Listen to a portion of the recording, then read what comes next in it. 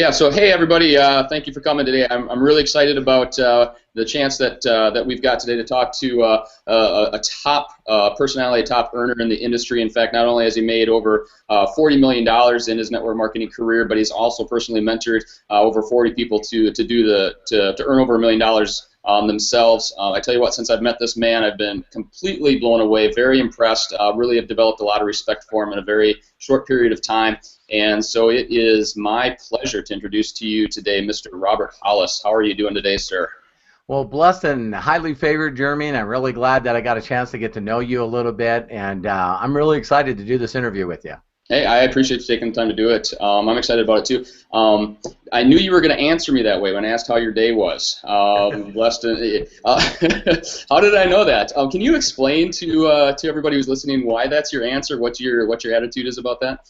Yeah, when I met my mentor, he had a little funny saying called stinking thinking, and I didn't realize, just like everybody I hung around, we were a product of our environment. And I was one of the guys that would say a lot of stuff that a lot of people that are unhappy and don't make money.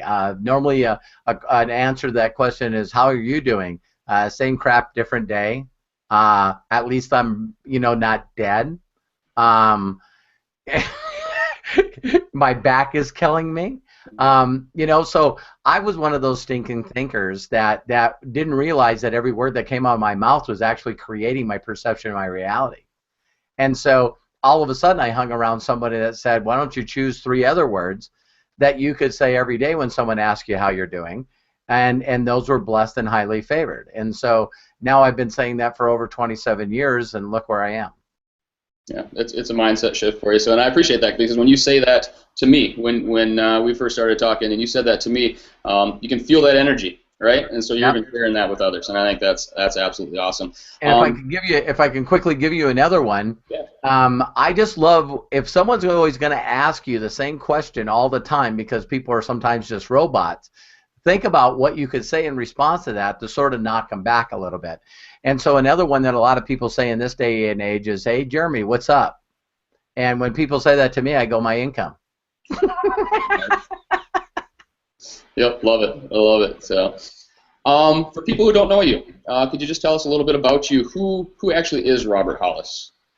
Well, Robert Hollis is a God-loving man. I definitely believe in a higher source and a creation. Robert Hollis is a guy that loves to be a mentor, loves helping other people get the best out of life. I'm an incredible father and now new grandfather. I love, love, love. I know children spell love T-I-M-E. The more time I can spend with them, I know that I've helped and been an influence in their life. People always ask all the time, how can you get your kids to follow you? And I always say, well, just be a good example. So you always hear people that say, I'd rather do anything than what my parents do. Well, thank God my sons are not that way.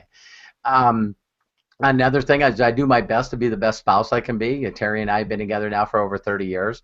And I just love helping people be successful. Now at 52, in the last 3 years, my goals have shifted a little bit, where I'm now working on my legacy as a grandfather. And I just want to do what Jim Rohn has said. Jim Rohn's got this phrase that tweaked me the second that I heard it, is he said, your legacy is 100% based on when people tell their stories in life, either written or verbally or on video, somewhere your name shows up. So that's what I'm doing now. Yeah, that's awesome. That's so true. So you and I, going back to the background, then you and I have talked a lot about some of our stories, some of our history.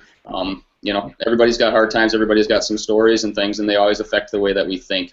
I know you and I also have a big heart for people who might have trouble getting past some self-doubt and some fear and things like that. Right. What would you say to people who are in that place, who maybe they've even been told that they can't or they will never amount to something? What would you say? What encouragement would you have for those people? Well, there's a couple of books that I read, even though I don't like reading and I'm not good at reading. But when I was first told to read Think and Grow Rich, at the lowest time in my life, I mean, I was spiritually bankrupt. I was financially bankrupt. My body was broken up. I was on workman's comp, couldn't even provide for my family. And in the lowest times, I read a book called Think and Grow Rich at a particular bad time in my life, and it had a phrase in there that just really made me more negative. And the statement was, if you can learn to help other people get what they want out of life, in turn you'll get what you want out of life. And I'm going, so where's a 26-year-old single father on workman's comp getting kicked out of his apartment with no money, hiding the car from the repo man? Yeah, what the hell do I have to offer? And so it was in those dark times that I realized that another thing is you become who you hang around.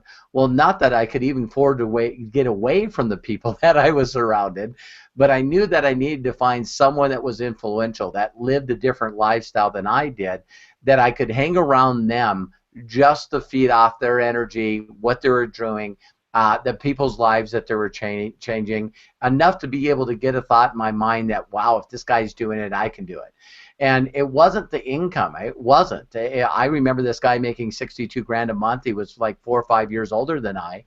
And Jeremy, the biggest thing that I thought is, man, I know that I have the capability of picking up at least 10% of what the hell this guy's doing. And so that would equate to $6,000 a month for me, which is more than I've ever made in my frickin' life. And so just the thought of it being residual, where I was making money off the efforts of teaching other people how to be successful, just really, really rocked me. It really rocked me that I need to figure out how to get this leverage thing figured out, how to help other people make income, and if I'm in a business model that financially took care of me for getting other people successful by introducing them to my mentor, that changed everything. That really, really changed everything. Yeah, and you have talked a lot about even the difference between being trained and being mentored.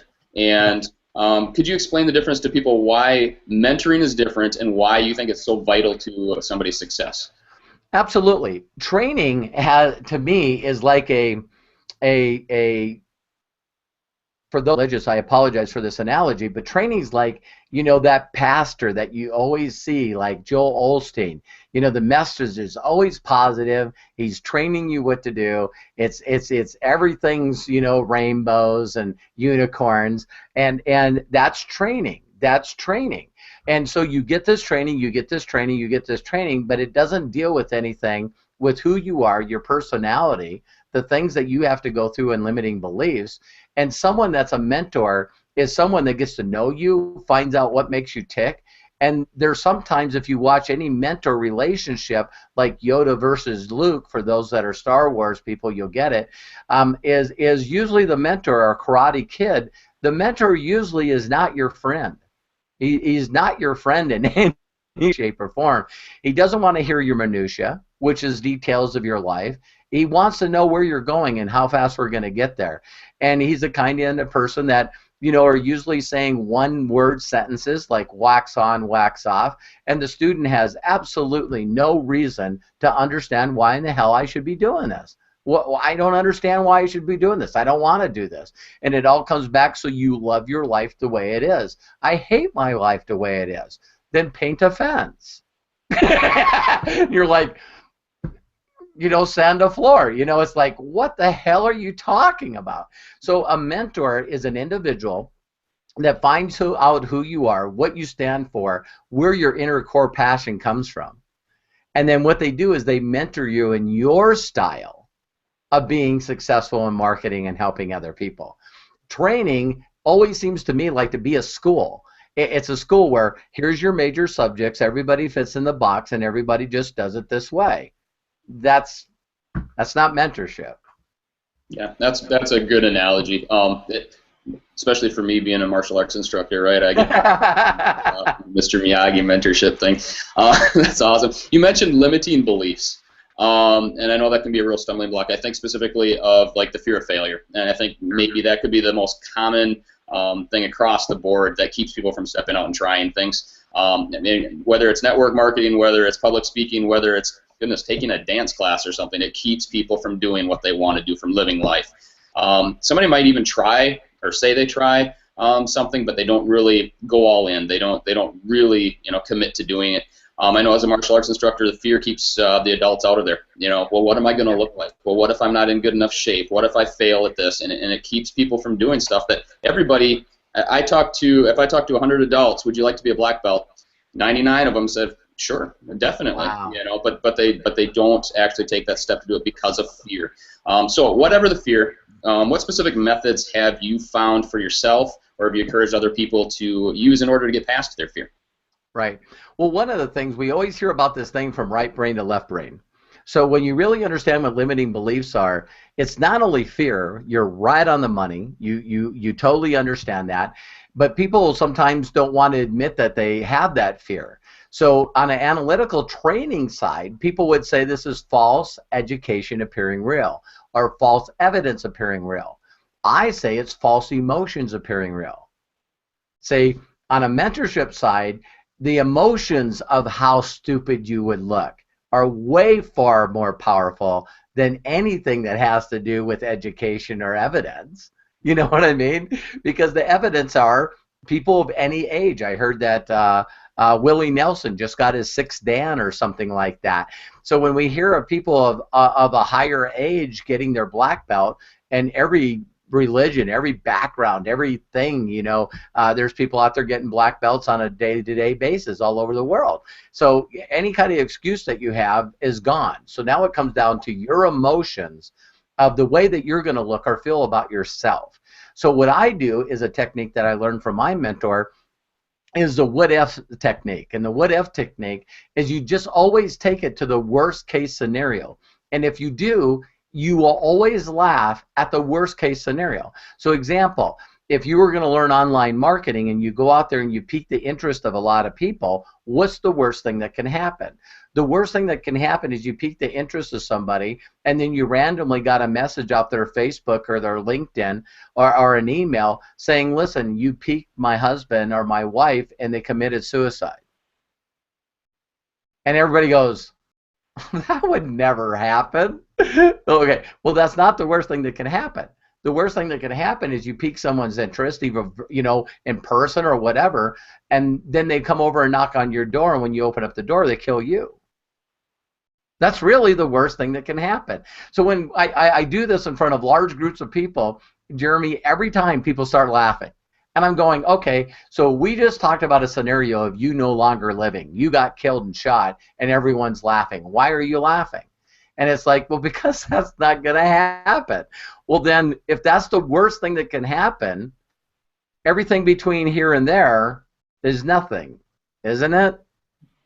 See, it's this worry, this thought of meditating on lies that are really not going to come true is what you can help people get through. And secondly, is my best way to get people through fear is the same way that I know you've done it, even though you and I haven't worked with each other. And that's basically locking arms with them, grabbing a hold of their hand, and doing the very thing that they're fearing.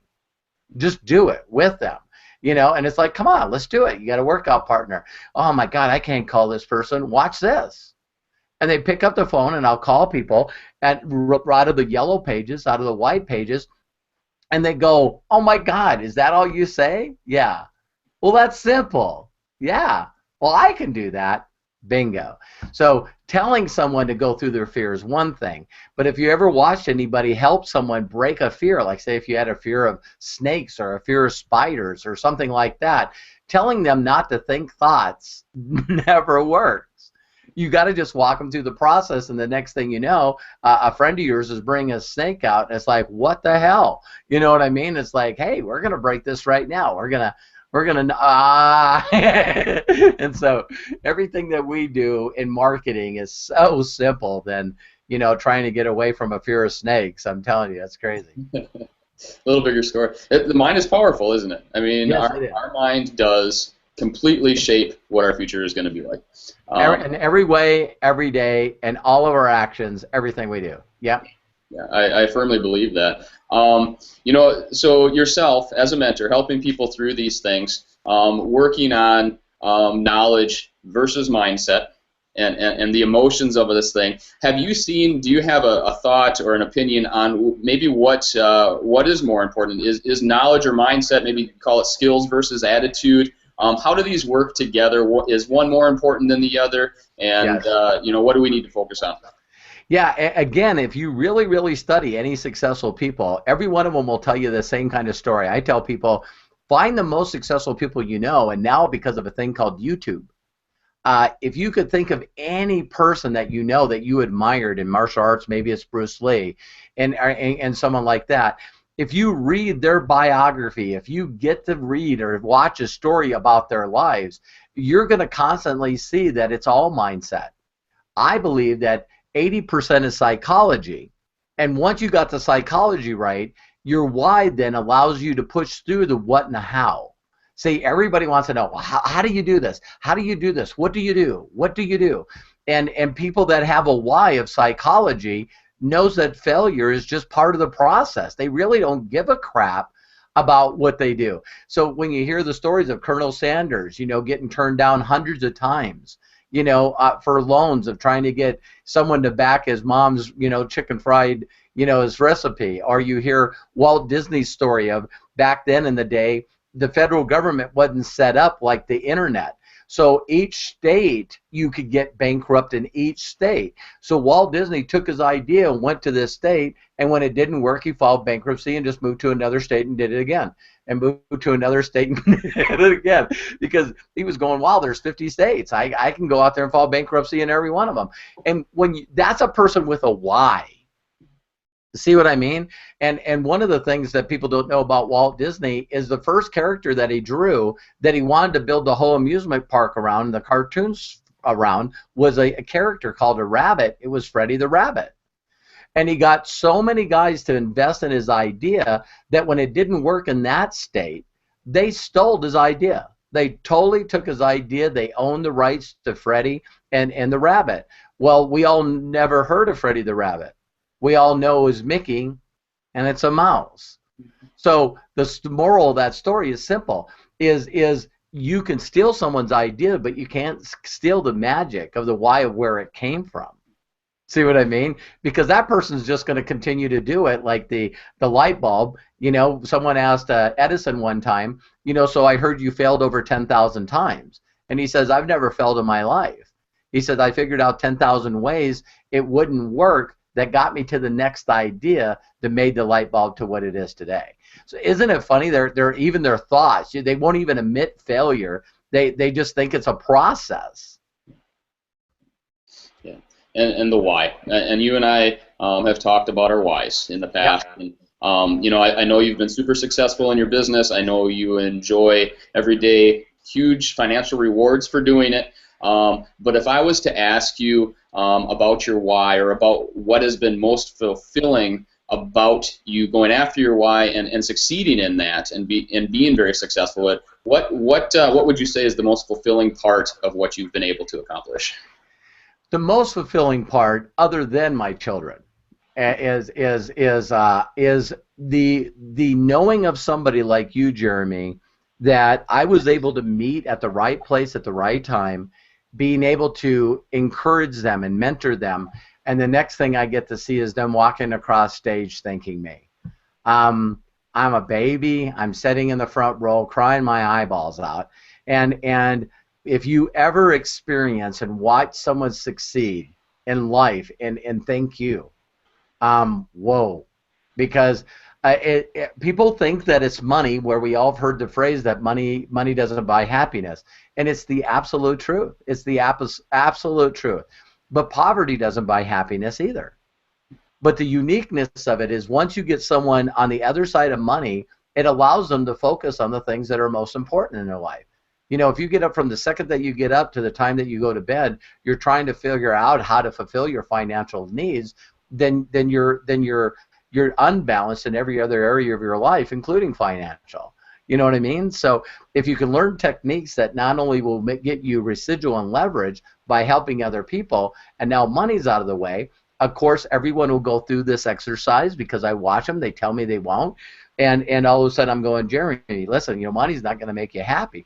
And you're going, well, listen, man, I want to build a home, so me and my sons and daughters have a wonderful home to live in.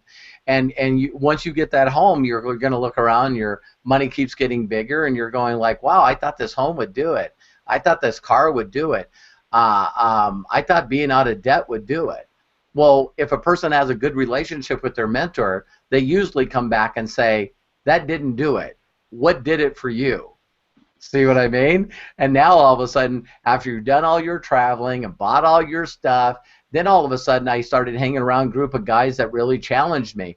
And Bill Austin is the owner of the Starkey Foundation. And this guy gives $110 million a year away to charity. He flies all over the world, Germany, fitting kids that have never heard with hearing aids for free.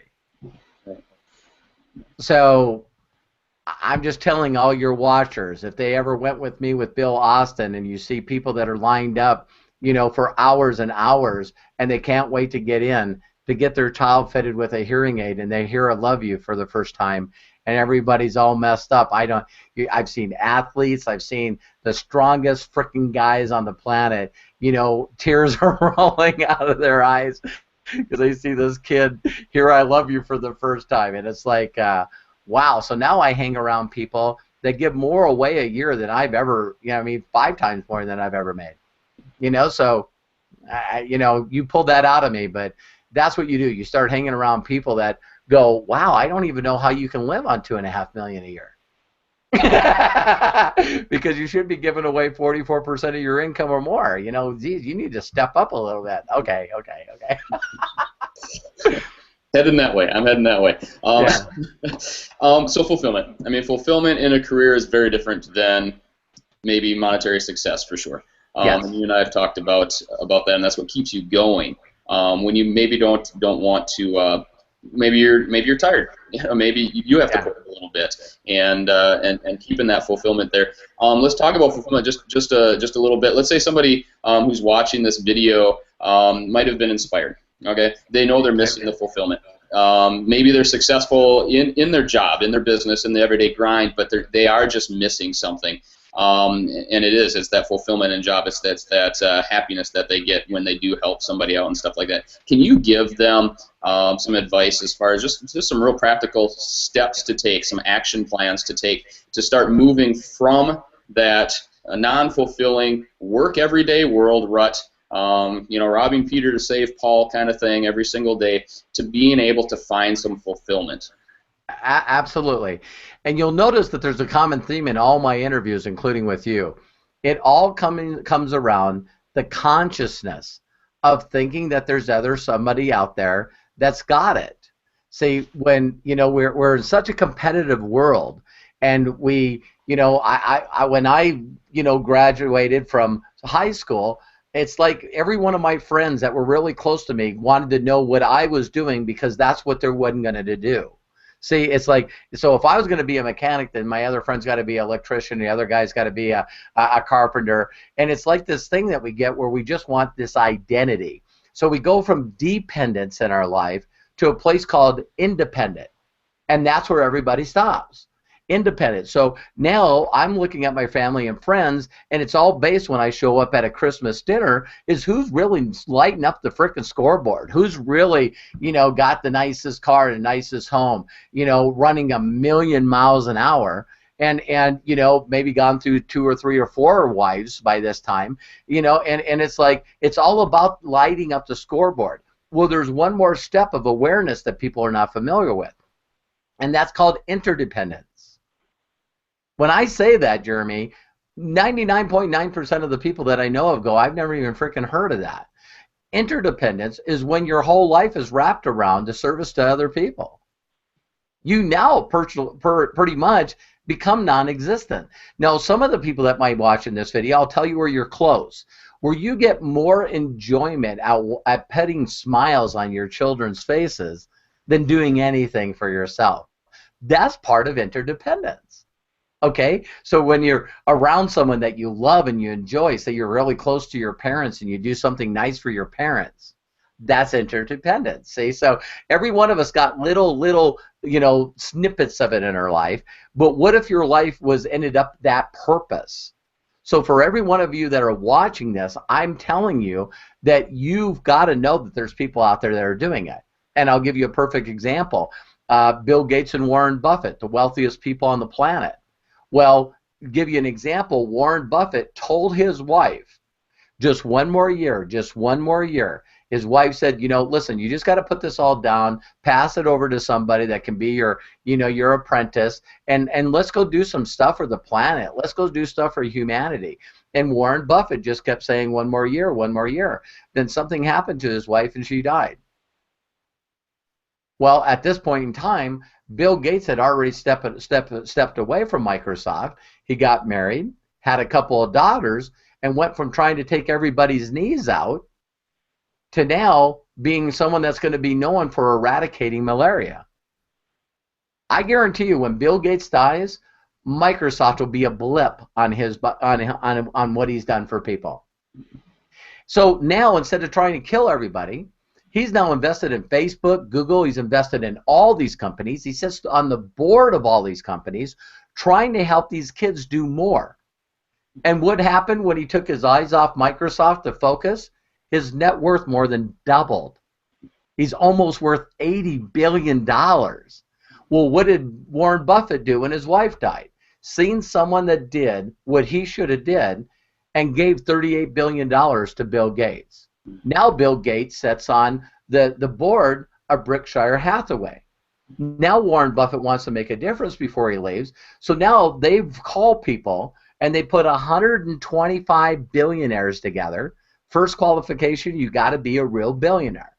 Second qualification is you got to commit to giving over half of your net worth away.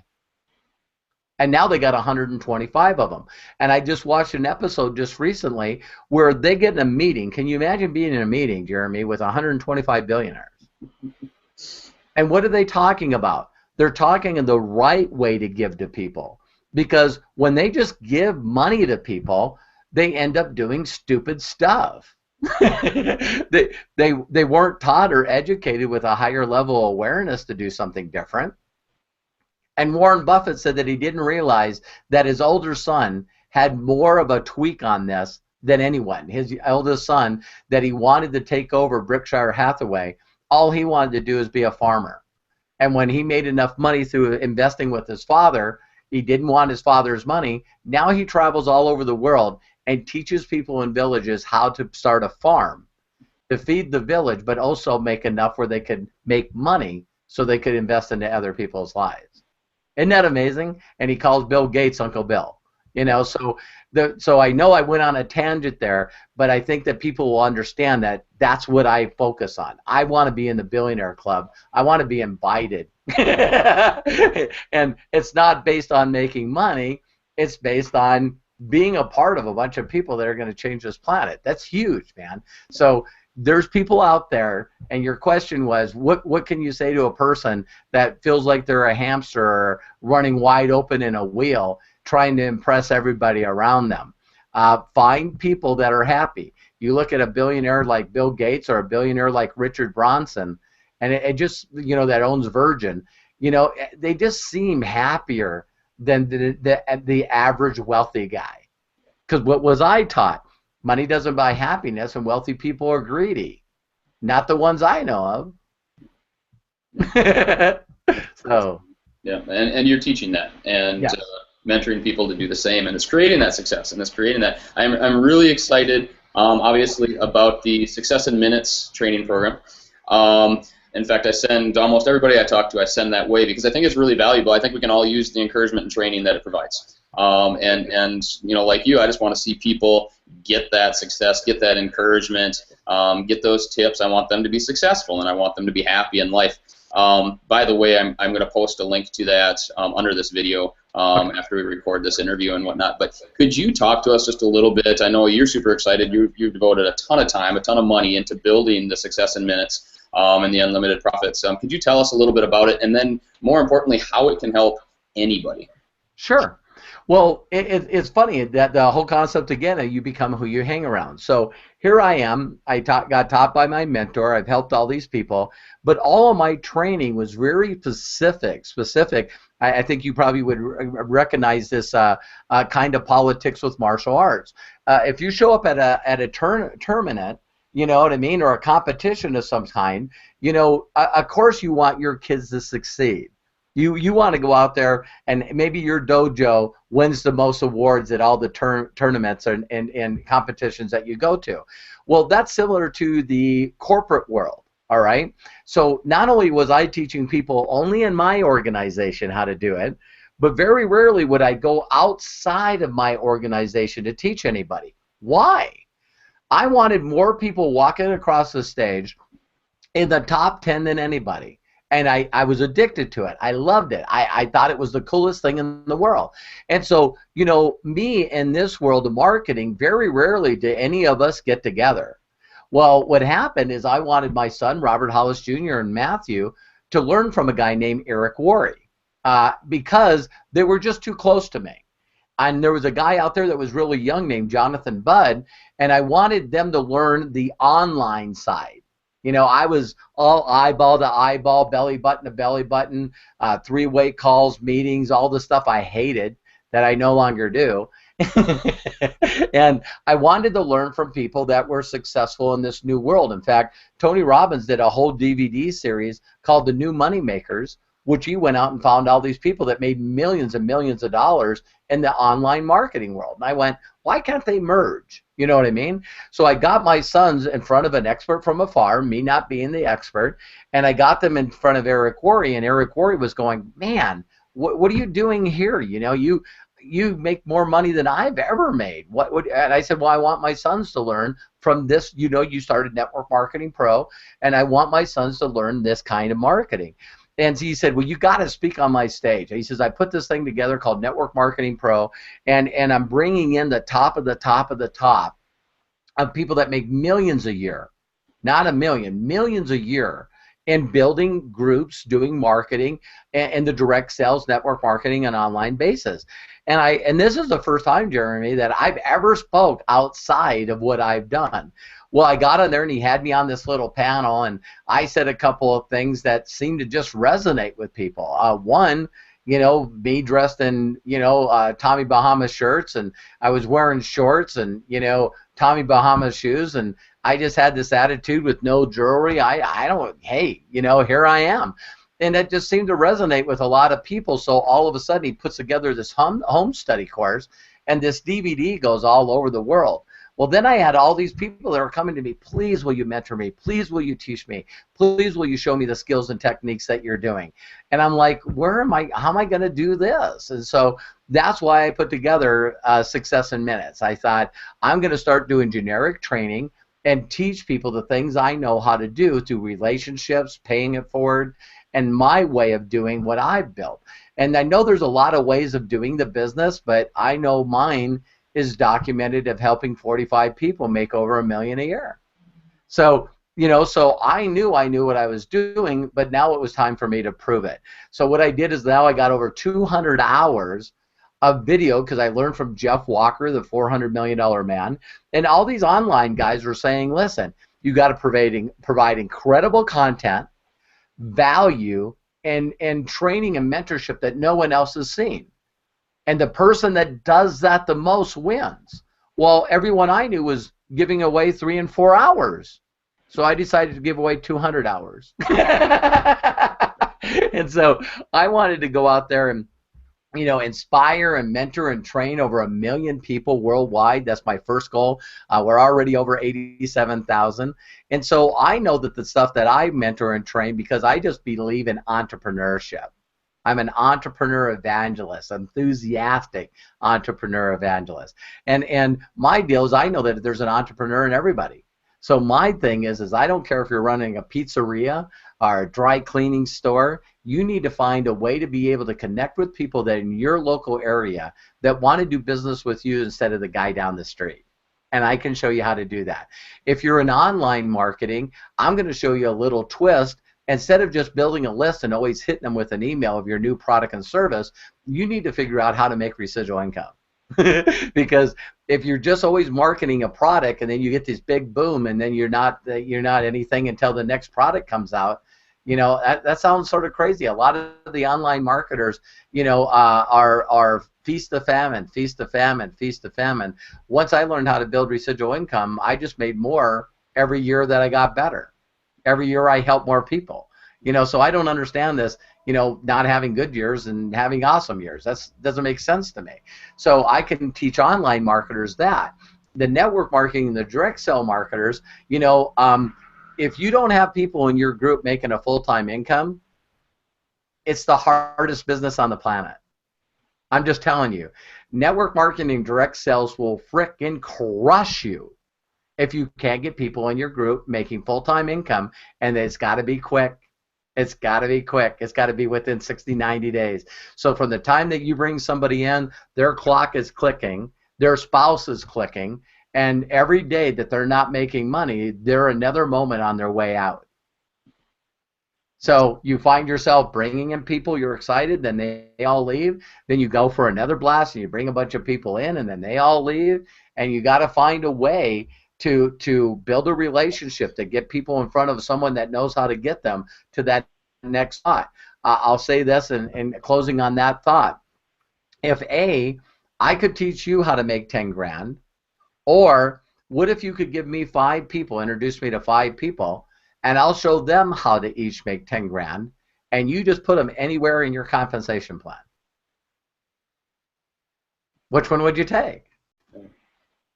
That's when you know where someone is either independent or interdependent, because they understand if you could put somebody in front of your team and get them to $10,000 a month, and you got to place them anywhere you wanted you in your group, you could never ever understand how to make 10 grand a month and go to 50 grand. And none of those people are quitting. You can't give them that lifestyle and then all of a sudden say, well, why don't you go back to your job? Are you out of your freaking mind? So I hope that helped you. That's perfect, and that's one of the things that I tell people every day is how quickly can we get people past a certain line where it is easier for them to keep going than to quit. And you're right when you say that it needs to be done quick. And for people who have tried some of these things and have not had those fast responses and keep falling back into, well, I'm going to work my job and stuff like that. Talk to them for a second. How fast? And I know this isn't just about, well, how fast can I make some money, but seriously, just being real candid, how quickly can we get to a full-time income online through a program like this? Well, I'll answer that question like I'm not eluding it. There's a little more information that I would have to know about each individual that will watch this video. What's that number? You know what I mean? Because we know what the average income is in the United States for people, and it's $26,000 a year. I can't believe that's the average income that I got to help someone get to not go to McDonald's anymore, not go to Home Depot anymore. You know what I mean? But if we're talking to somebody that's at a $4,000 level, a $5,000 level, or even $100,000 a year, believe it or not, those people have a tendency of already knowing mentally that they can make 6 figures. So if I can show them a game plan of how to make 6 figures in this profession, all they need is a plan, then you activate the plan. So if someone's willing to do the effort and believes that it's possible, I've been able to help people do that in 60, 90 days over and over and over and over and over again. There's probably tens of thousands of success stories that I have in that. But it's just like anything else. I know that people come to you all the time and say, I love this question, especially in martial arts, is, listen, if I got serious, Jeremy, if I got dead serious, how fast could I be a black belt? And the answer is the same. You know what I mean? Listen, how much practice are you going to do a day? How many hours can you come and get private lessons from me? See what I mean? It's like, if your resources are there, if you make a commitment and you're serious, maybe we can pull this off in a year. See what I mean?